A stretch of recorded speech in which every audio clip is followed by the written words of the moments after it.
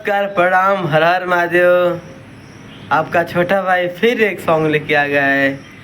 गाने को सुनते रहिए, अपना प्यार दे रहा मुझ पे बरसाते रहिए।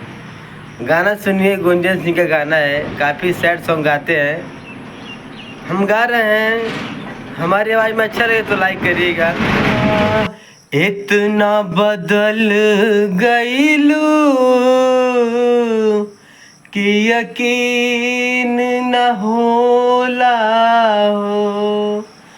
इतना बदल गईलू कि यकीन न होला हो। बिन तड़पे जवन गुजरे उ दिन न होला हो। इतना बदल गईलू कि यकीन न होला हो। गाने का अंतरा ऐसे है।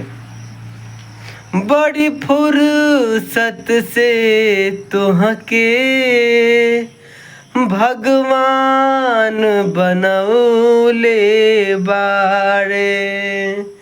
लगे दिल के जगहिया पे लगे पत्थर लगौले बाड़े। बड़ी फुर्सत से तुहके भगवान बनौले बाड़े।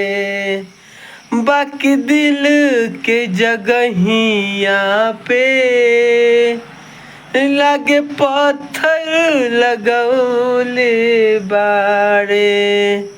बिन गुजरेला तोहारेला